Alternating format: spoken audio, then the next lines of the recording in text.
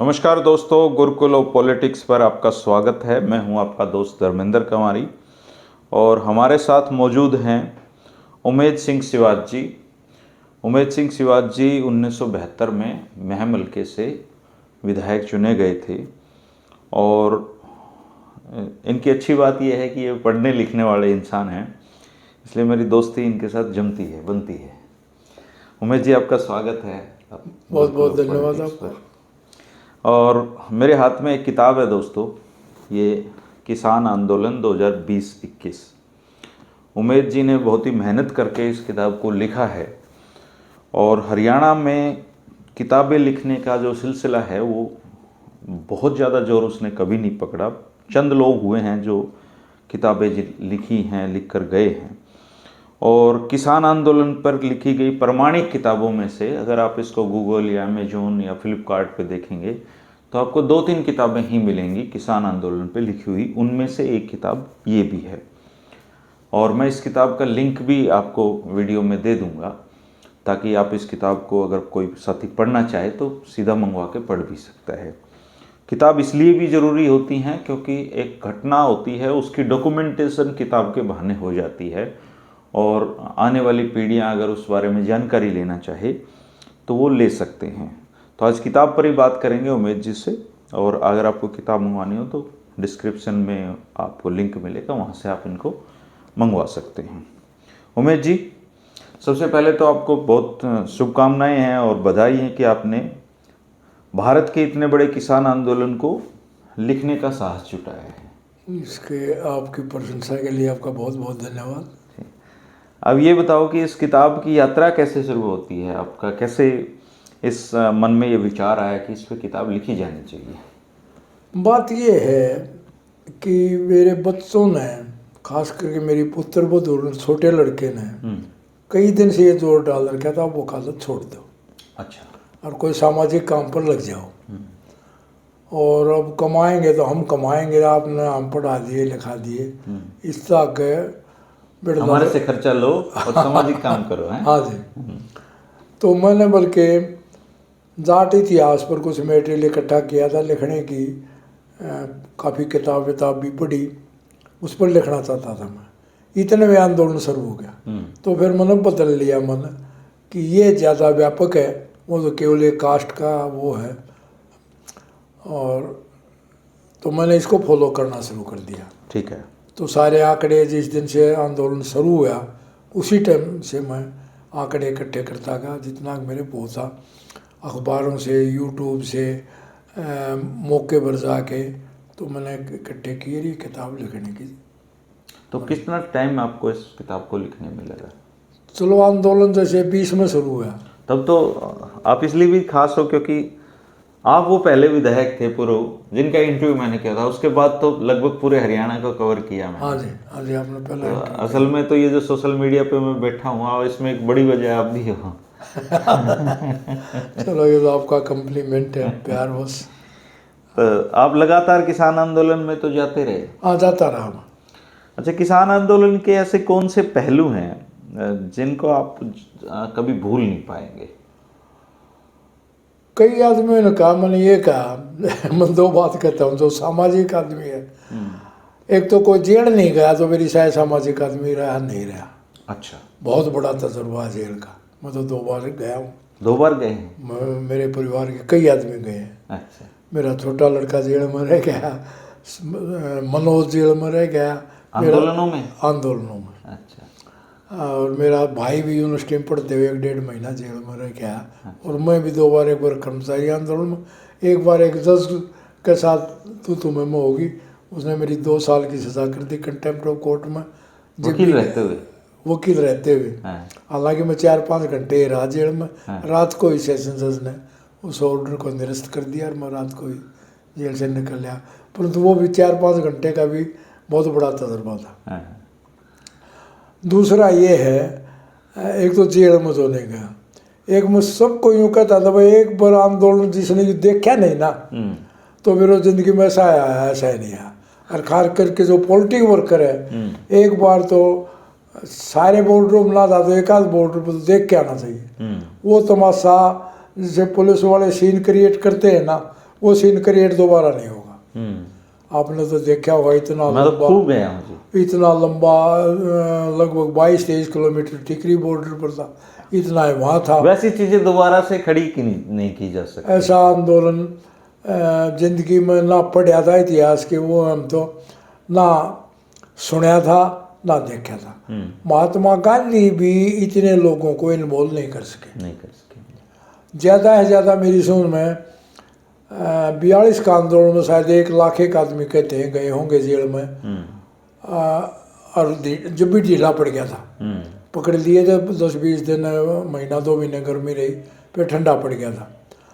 दूसरा ना, महात्मा गांधी शांति के इतने जोर से पैरोकार थे, अपने आंदोलन को शांत नहीं रख सके। वो चोरा चोरी में कांड हो गया था, 22-23 आदमी जिंदा जला दिए थे थाने में। इस आंदोलन में सारी जो किसान कम्युनिटी है, ये लड़ाकी कम्युनिटी है, एग्रेसिव कम्युनिटी है, सदा लड़ते रहे। मोहम्मद गजनवी के साथ ये लड़े, तैमूर लिंग के साथ ये लड़े, ये तो लड़ने से किसी के रहे ही नहीं। इसने तो मोहम्मद गजनवी के भी ऊँट लूट लिए थे सिंध में जाटों ने। तो इस सारे आंदोलन में इतना शांत रहा, प्रोवोक ही नहीं हुए, तो इतनी बड़ी सफलता, इतना बड़ा शांत रहना। और इसका कारण भी है, ये शांत रहा तो आंदोलन जीत गया, नहीं तो सरकार तोड़ देती। तो शांतिपूर्ण था और व्यापक था, चाहे थोड़ा था, सब प्रांतों से बॉर्डरों पर आदमी थे।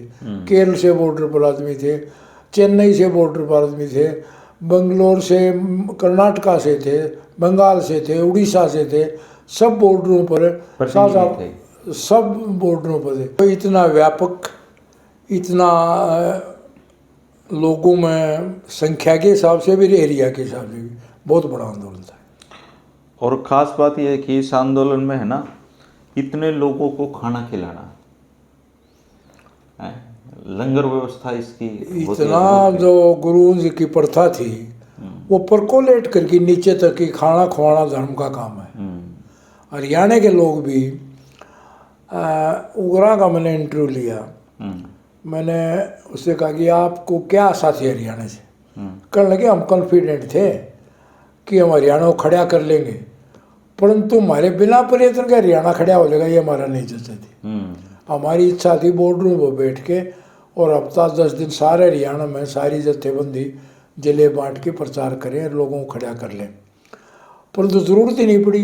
बॉर्डर पर आके जवान आदमियों ने जोर लगा दिया, कुछ हरियाणा के आदमी आ गए, ये सारे बॉर्डर तोड़ दिए उन्होंने और पहुंच गए। रात को कह रहे थे कि हमने बिना दूध की चाय पी। सुबह लोग इतना दूध ले आए, लस्सी ले आए कि हमारे पास बर्तन ही नहीं थे इतने, और वो फिर सिलसिला चलता ही रहा। हाँ, कहीं कहीं गांव में से दूध इकट्ठा होते थे, हर जगह से। और ये इसकी इसमें मांगता कोई नहीं था। एक बार अनाउंस कर देते थे, बॉर्डर पर गाड़ी जा रही है, जिसने जो दे के जाना दिया, कोई आधा किलो दूध डाल गया, कोई पाव डाल गया, कोई पूरी वो 2 किलो डाल गया, कोई पूरी बाल्टी भर के दे गया, कोई चीनी डाल गया, कोई आटा डाल गया, मतलब भर देते थे गाड़ी को बिना कहे। किसान आंदोलन में बहुत सारे मोड़ आए। हाँ जी, एक बार तो ऐसा लग रहा था किसान आंदोलन खत्म हो ही गया है। हाँ, एक दिन जो 26 जनवरी की घटना थी, 26 जनवरी उसने निराश कर दिया था। तो 26 जनवरी की जो घटना है, इसका विवरण इसमें दर्ज करते हुए आपने क्या ईमानदारी बरती है? मैंने ईमानदारी ये बरती है, मैं अपनी बात बता रहा हूँ। 11:30 बजे या 12 बजे मेरे पास एक वकील का टेलीफोन आया कि आंदोलन तो गया। हालांकि मैं भी निराश था, परंतु किसी दूसरे का निराशा ही भरा उत्तर दे ऐसा नहीं। मैंने कहा कि आंदोलन जाते नहीं, ये उतार चढ़ाव आते हैं। मैंने कहा 75 में जब जयप्रकाश नारायण को गिरफ्तार किया और सारे लोग भीतर किए तो सब कचकी थी, तो गया सारा सब। परंतु जब इमरजेंसी टूटी, 70 का चुनाव आया, वो आइडिया खड़ा मिला इमरजेंसी का, डिक्टेटरशिप के खिलाफ। ये एक आइडिया आया, मरता नहीं। ये मैंने कह तो दी, परंतु अंदर मेरा भी पकड़ रखा था। मैं सो गया, जोर ला के सोया, नींद आ गई। 1:30 बजे उठा मैं। 1:30 बजे मैंने यूट्यूब देखी, वो मैंने समझ कर भी किया है। यूट्यूब पे ले आई कुंगड़ की, कि कुंगड़ से 250 आदमी चल पड़े ट्रैक्टर लेके। फिर यूट्यूब आई जीन से कि कंडेला में लोगों ने रोक दिया, लोग चल पड़े। फिर आई कि रात को बलवंत नंबरदार ने, जो फोगाट खाप का प्रधान था, उसने फोगाट खाप की मीटिंग बुलाई और उसने 100-150 आदमी अपने दादरी से भेज दिए। और इसकी खबर सारे जाने लगी, तो सरकार भी हो गया कि लोग तो और आने जाने शुरू हो गए। टिकैत के आंसू ने आंदोलन बचाया है। टिकैत के आंदोलन ने, हैं? टिकैत के प्रति सहानुभूति नहीं थी, लोगों ने अपने ऊपर हमला मार लिया। तो पानी थेम्स नदी तक पानी ले आए थे लोग, है ना? हाँ जी, लोगों ने ये माना टिकैत पर हमला नहीं है, ये किसानों पर हमला है। और अब यदि हार गए तो फिर खड़ा नहीं हो पाएगा। और मेरी समझ 1 घंटे में ही संभल गया सारा। हाँ, 1 घंटे में तो फिर सुबह तक तो वहाँ कई हजार आदमी इकट्ठे हो गए, सारी रात चलते ही रहे लोग। और पुलिस तो डंडे, टीवी पे तो ये चल रहा था कि अब होगा हिसाब। हाँ जी, डंडे दिखा रहे थे। हाँ जी, और डर गया था ये टिकैत भी, जोर से टिकैत भी डर गया था कि भाई अब तो जेल जाना पड़ेगा। अब तो जेल जाना पड़ेगा। और बाकी टिकैत फिर का, उसके बाद तो टिकैत इस पूरे किसान आंदोलन के हीरो बन गए थे। हाँ, सारे देश में मांग हो गई थी। फिर टिकैत के लिए मैंने लिखा भी है इसमें, टिकैत के मुझे पहले भी आशंका थी, मैंने लिखा कि टिकैत सबसे कमजोर कड़ी है, परंतु इस आंदोलन के बाद लिखा कि अब टिकैत को पीछे हटने की जगह नहीं बची और ये आंदोलन अब जोर पकड़ेगा। और टिकैत ने लड़ा भी आंदोलन में, बीच में कमजोरी नहीं दिखाई टिकैत ने, अपनी कमजोरियों को धो दिया, जो थी वो भी धो दी। हाँ जी, अब तक वो किसान आंदोलन के सबसे डिमांडिंग व्यक्ति हैं भारत में, जहाँ भी जाते हैं। अच्छा, इसमें जुडिशरी को लेके आपने कुछ खुलासे किए हैं? बहुत ज़्यादा नहीं किया मैंने। जुडिशरी का आप जजों को छेड़ने से चूकते नहीं हैं ना, मैंने काफ़ी, जो आज चंद्रचूड़ को लोग क्रिटिसाइज कर रहे हैं, मैंने इस किताब में क्रिटिसाइज किया। जब सरकार ने सुप्रीम कोर्ट में डाल दिया और इनको किसानों को भी कहा कि तमाओ करने लगे, हम सुप्रीम कोर्ट में नहीं जाएंगे। किसानों की तरफ से वकील पेश हुए, प्रशांत भूषण, दुष्यंत दवे, गोल सेलवन, तो इनने कहा कि हम तो सरकार से मांग रहे हैं, सुप्रीम कोर्ट से कुछ मांगते ही नहीं। तो उन्होंने 4 आदमियों की कमेटी बनाई। मैंने उस प्रकरण में लिखा कि सुप्रीम कोर्ट को लोग सरकारी महकमा समझते हैं और कंटेम्प्ट ऑफ कोर्ट के भय को न मानते हो। मैंने कहा कि मैं वकील होते हुए मैं भी यही मानता हूँ कि सुप्रीम कोर्ट अब किसान एक सरकारी विभाग बन गया है। और रंजन गोगोई जिस तरह से उसने बाबरी मस्जिद का फैसला दिया और वो राज्यसभा मेंबर बन गया, और यूं ही ये चंद्रचूड़ करेगा। और मैंने उसमें ये भी दिया है कि इसने अर्णब गोस्वामी को एतवार को बेल दिए इस चंद्रचूड़ ने, जिसका कोई बनता ही नहीं था एतवार को देने का, और उसको बेल ही नहीं बनती थी। और तीसरी बात ये है कि जो भीमा कोरेगांव के वो हैं, वो मैंने लिखा है, स्टेन स्वामी, ये आनंद तेल तुमड़े, वो अब तक भीतर हैं, सुधा भारद्वाज, और उसको तो खालिद नहीं है उसमें, ये तेल तुमड़े है, एक वो स्टेन स्वामी था और एक बरबरा राव था। बरबरा राव को पार्किंसंस था। वो सुप्रीम कोर्ट तक नाली में से पीने के लिए मिल जाए, सुप्रीम कोर्ट तक है इस छोटी बात के लिए। वो हाथ में पकड़ नहीं सकता था गिलास को, तो नाली लगा, नाली को टेक ले तो मुंह से पी ले। वो उसको लाने के लिए, छोटी बात के लिए तो क्या जुडिशरी रहेगी। तो मैंने उनका भी जिक्र किया, इसका भी जिक्र किया। तो मैंने ये 2021 में लिख दिया था। कुछ नेताओं का भी आपने जिसमें जिक्र किया है प्रकरणों में, जैसे दुष्यंत चौटाला की भूमिका। दुष्यंत चौटाला पर तो ना कहे तो अच्छा, लोग सारे जाने और उसको सिखा भी दिया। दुष्यंत चौटाला इस आंदोलन के पक्ष में कौन कौन नेता थे हरियाणा में? हरियाणा में पक्ष में तो सारे थे। कांग्रेस भी पक्ष में थी और कांग्रेस ने तो थोड़ा बहुत योगदान भी डाला, खास करके दीपेंद्र ने। बल्कि मेरे ऊपर तो कई साथियों का इल्ज़ाम भी है कि दीपेंद्र का आपने इसमें ज़्यादा लिख दिया। दीपेंद्र हर टोल पर गया। दीपेंद्र हर पंचायत में गया, यूपी की पंचायतों में गया, टोलों पर पैसे दे के आया। सोनीपत में, बहादुरगढ़ में टॉयलेट्स का और का प्रबंध करने में दीपेंद्र का बड़ा, पार्लियामेंट में अकेला दीपेंद्र बोलता था। सांसद ही वो थे विपक्ष के, हैं हरियाणा से विपक्ष के सांसद ही वो थे एक्चुअली। और दूसरे प्रांतों से तो थे, कोई तो बोला है, ये लगातार बोलता रहा। हालांकि अब चौटाला ने इस्तीफा दिया और फिर इस्तीफा दे के भी एमएलए बन के वोट बीजेपी की घेरी। हालांकि मैंने अब चौटाला का भी दिया है इसमें कि उसने इस्तीफा दिया, बल्कि मैंने अब चौटाला का जैसा काम है मुझे बहुत मुश्किल पड़ी उसके बारे में कि क्या क्या किया इसने। मैंने कईयों से संपर्क किया और मैंने फिर कहा मैं तुम्हारी शिकायत करूँगा, तुम कुछ भी नहीं दे रहे, मैं अबे के पास जाऊँगा। तब नफे सिंह राठी को उन्होंने कहा, नफे सिंह राठी ने यहाँ अस्पताल चलते थे उनके बारे में इंफॉर्मेशन दी, तो मैंने इसमें दी उसकी। टोल की बड़ी भूमिका थी किसान आंदोलन। टोल का इसलिए मैंने हर टोल पर गया हूँ, मैं हर टोल पर लोगों का इंटरव्यू करके आऊँ। टोल ये मैं समझता हूँ कि भर्ती दफ्तर थे, भर्ती दफ्तर नहीं, ये तो कई मल्टीपर्पज़ काम करते थे। यहाँ से लोगों को तैयार करते थे, ऊपर के जो प्रोग्राम आते थे उनको नीचे विलेज लेवल तक ले जाते थे, जो दूर ना जा सके उनके लिए दिन दिन में बैठने के लिए ये हाँ जी रिक्रूटमेंट ऑफिस भी थे, प्रचार पीआरओ भी थे, ये कई काम थे इनके। तो किसान आंदोलन में आपको कितने खालिस्तानी मिले? खालिस्तानी तो ये तो मोदी बताओगे क्योंकि सरकार का सबसे बड़ा नैरेटिव ये था कि किसान आंदोलन में खालिस्तानी। हमारे तो किसान का चश्मा है, किसानों की समस्या के सिवा में दूसरी चीज दिखती भी नहीं। थे कुछ किसान तो घुसाए हुए जो लोग थे, अच्छा, जैसे वो दीप सिद्धू था, उसका इनका आपका ये मानना है कि वो सरकार प्रोजेक्ट थे? हाँ जी, मैंने इसमें लिखा है अच्छा कि वो यहाँ से निकल गया, जबकि 10 बजे निकलने का तो 8:30-9 बजे ही निकल गया यहाँ से, ना लोगों ने रोका। वहाँ से लाल किला शायद 12-13 किलोमीटर पड़ता है सिंगो बॉर्डर से, 12-13 किलोमीटर तक रोका ही नहीं जा सका था।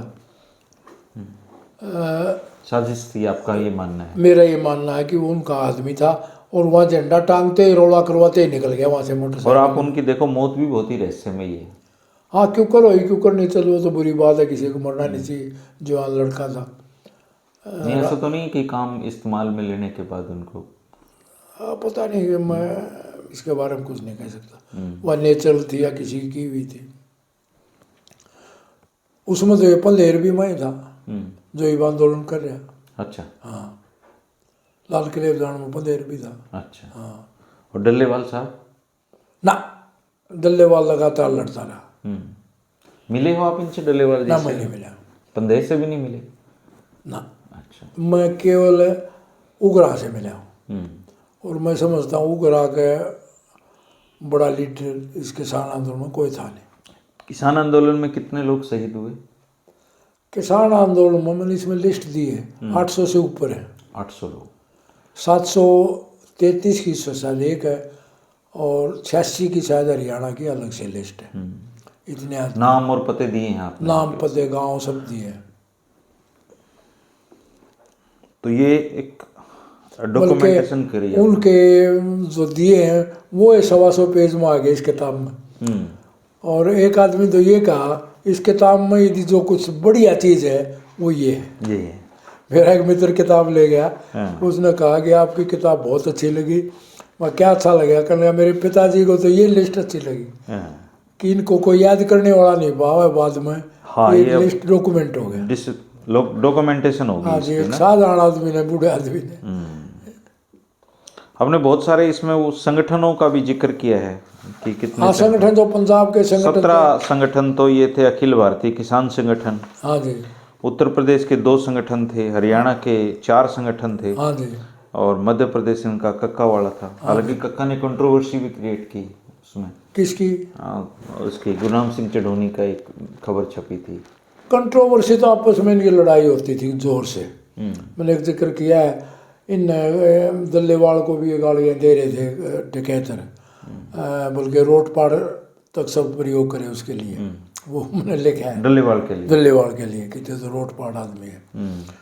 होते हैं समाज में लड़ते हुए भी लोग स्वभाव भी नहीं मिलते, एम्बिशन भी अलग अलग होते हैं। परंतु इसमें खासियत ये थी, मैंने उस दिन बोलते हुए कहा था कि ये नहीं थी कि ये इतनी यूनियन एक ही क्यों नहीं, यूनियन ये सारी होते हुए भी एक है। सारे डिसीजन अनानिमस होते थे, और ज्यादा वोट से भी होते होंगे तो एक बार पास हो गया, किसी की हिम्मत नहीं उसको तोड़ दे। चडूणी को सस्पेंड किया, चडूणी छोड़ के नहीं गया।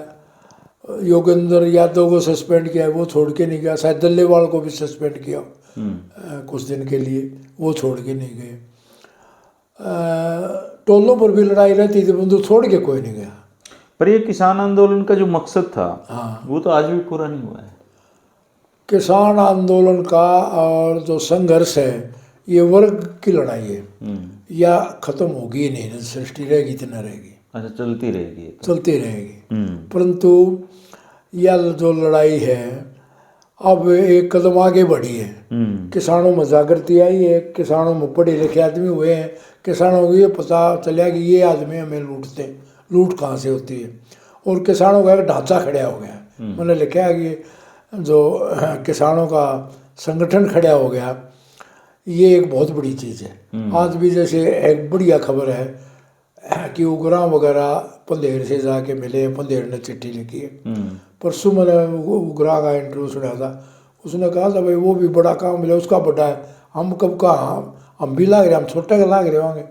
परंतु वो चिट्ठी लेकिन मेरे साथ मतलब यूँ क्यों मिलो, वो यूँ कहे भाई सारे मिल के काम करो।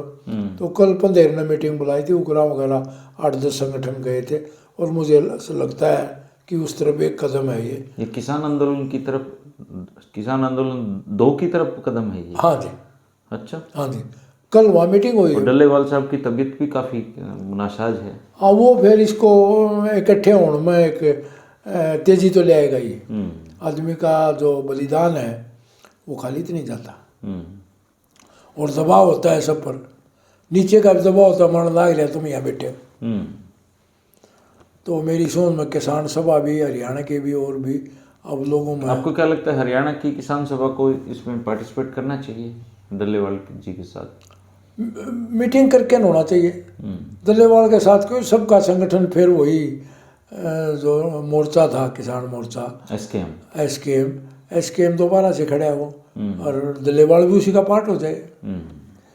ये आंदोलन केवल पंधेर का दल्लेवाल का क्यों हो? पर वो बॉर्डर तो खनौरी बॉर्डर से तो लांग नहीं पाए हैं अभी तक बिल्कुल भी, कितने कोई दूसरा रास्ता निकल आएगा। हालांकि वो पैदल चलने की भी अनुमति नहीं है उनको, तो पैदल पूछने की भी। महात्मा गांधी ने जो बड़ा आंदोलन खड़ा नहीं हुआ, एक व्यक्ति का सत्याग्रह कर दिया, एक आदमी भी देता था तो हजारों पुलिस खड़ी हो जाए। यही तो कर रहे हैं डल्ले वाले। आप ये देखो कि उनके अनशन से कितना माहौल गर्म हो रहा है। अब दिल्ली बॉर्डर पर जाने की क्यों जरूरत है? आप महम की तहसील को वो करते हो, लोहारू की तहसील को वो करते हो, आप मध्य प्रदेश सागर की करते हो, कलकत्ता में करते हो, कहीं भी करते हो। एक गांव में रास्ता रोक दो तो सारा रुक जाएगा। तो आंदोलन खड़ा होगा, नया रूप होगा।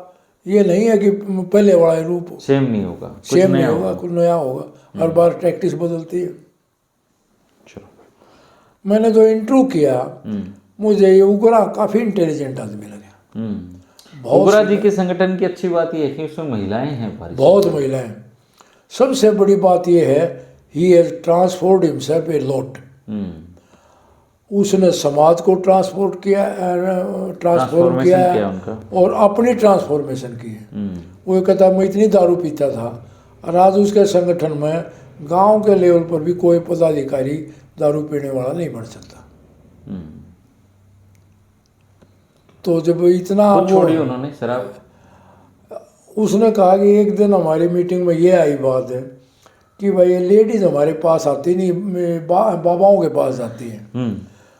तो एक ने कहा कि तारे पास कौन आएगा, तुम दोपहर को तो दारू पी लेते हो। तो मैंने उसे पूछा आप भी पीते थे? कहने लगा कि थोड़ी, मैं तो पूरे डोलू के डोलू पीता था। ये पुलिस वाले डरते थे, और ये सारे जो ट्यूबवेलों के कोठड़े हैं इनमें ताज़ा ताज़ा निकलती थी, गरम गरम पीते थे। तो उस मीटिंग में फिर हमने कहा भाई स्टेट के आदमी छोड़ो, हमने उसी मीटिंग में शराब छोड़ दी। फिर हमने कहा कि भाई स्टेट जेलों वाले छुटवाओ, फिर हमने कहा कि ब्लॉक के छुटवाओ, फिर उन्होंने कहा कि गांव के पदाधिकारी भी कोई दारू पीने वाला नहीं होगा। अब ये कहता हमारी यूनियन में ये प्रचार होता है, पदाधिकारी तो बनाते ही नहीं, अब ये कोशिश करते हैं कि दारू पीने वाले मेंबर भी ना बने। अच्छा, ये उन्होंने बताया। तो पंजाब से तो नशा के रूप में जो वो है उसको भी खत्म करने में योगदान दे रहे हैं किसान संगठन। कैसा लाभ हुआ है इस आंदोलन से? उन्होंने कहा कि यहाँ नशा कम हुआ है। अच्छा, आप चूँकि मैम से हैं आप, और मैम के एक नेता इन दिनों चर्चा में हैं, रामचंद्र जांगड़ा, उन्होंने किसान आंदोलन पे ही टिप्पणी की कि 700 से ज़्यादा महिलाएं, लड़कियां गायब हो गई हैं, और उनके बयान को काफ़ी प्रमुखता मिल रही है राष्ट्रीय मीडिया में। तो रामचंद्र जांगड़ा जी पे कुछ कहेंगे आप? क्या कहें, चीप आदमी है, हल्का आदमी है, और जो बीजेपी की नीति है घृणा फैलाने का पक्का काम करता है। उन्होंने चुनाव उसमें भी, आंदोलन में भी यही किया। मैम की गौशाला में झगड़ा करवाया होता, फिर उसने नारनौंद में झगड़ा उसी ने करवाया, और वो जहर फैलाने के लिए तेज आदमी है, वो फैलाता है। और जलील आदमी कुछ समाज में भी, हमारे भी 2-3 आदमी उसके पास, मैंने वीडियो देखा है, एक बुलंबे का मोटा पगड़ी बांधता है, कहता मैं भी नेता हूँ 24 का। अच्छा। एक लंगड़ा सा मास्टर है, वो भी बैठा था। एक हमारे गांव का सरपंच, एक सरपंच बैठा था, हुकम सिंह का भांजा है, उसको तो मैंने धमका गिर, इतना तो मत गिरो, इसे नीच आदमी के पास तुम जाके सराहना करते हो। मुझे नहीं पता था, मतलब कोई एविडेंस तो, ये पता नहीं किसान आंदोलन पर है, अपनी सरकार पर है उसका। यहाँ खट्टर की सरकार थी, पकड़े क्यों नहीं? 700 लड़की गायब थी, तो कोई FIR दर्ज है, कोई क्या है, क्या डॉक्यूमेंट्री सबूत है? इस आदमी का तो ये धनखड़, वैसे तो वो बनता है मैं क्रांतिकारी हूँ, किसान का बेटा, इस टेक 100 मोटो एक्शन इसके खिलाफ, यदि इसमें थोड़ा अभी दम हो तो। परंतु ये भी इतना है, सतपाल वाली बात है कि टूटी काटने हो गया आवाज 8। ये तो इन पे चिपका दी बात, ऐसे लगता है इनको देख के। देखो ना, कहीं कोई FIR दर्ज नहीं है, कहीं कुछ नहीं है। 700 आदमी इतनी बड़ी झूठ बोल दे। राज्यसभा का मेंबर अपने आप को 2 बार 3-4 बार MLA का इलेक्शन लड़ लिया, सफलता नहीं मिली ना। सफलता तो कि मैं राज्यसभा में ही जाने के कैरेक्टर हैं, बस राज्यसभा में भेज दिया लोगों ने, और दोबारा के लिए कोशिश कर रहे हैं। वो बयान ऐसे देखे ना, चलो राज्यसभा में जाने से नेता थोड़ा ही बनता है। नेता तो कई आदमी से, नेता के लिए तो ना राज्यसभा में जाने की जरूरत, ना विधानसभा में जाने की जरूरत ही नहीं है नेता बनने की। जयप्रकाश नारायण तो कदे पंचायत का इलेक्शन में ना लड़ा, नहीं लड़ा, और एक टाइम में तो वो देश का ही नेता था, देश के ही नेता। 77 राममनोहर लोहिया कितने बड़े नेता थे। राममनोहर लोहिया चलो चुनाव लड़ता था, पार्लियामेंट का मेंबर भी था। जयप्रकाश ने तो कभी लड़ा ही नहीं चुनाव, और 75 के इमरजेंसी काल, फिर 77 का चुनाव का तो एक छत्र नेता था। दोस्तों, ये किताब पे बात तो बहुत है इस पे करने की, लेकिन 2 पार्ट में इन्होंने दी है, और अगर आप किसान आंदोलन में दिलचस्पी रखते हैं तो आप इस किताब को मंगवा सकते हैं। और ये एक डॉक्यूमेंटेशन होता है, कब किसको क्या ज़रूरत पड़ जाए तो पता नहीं। ये पहला संस्करण है किताब का, और आप इसको पढ़ें, और फिर उमेश जी को इसकी फीडबैक भी ज़रूर दें। इसमें कोई सुधार की ज़रूरत है तो आप सुधार के इनको सुझाव भी देना इसको पढ़ के।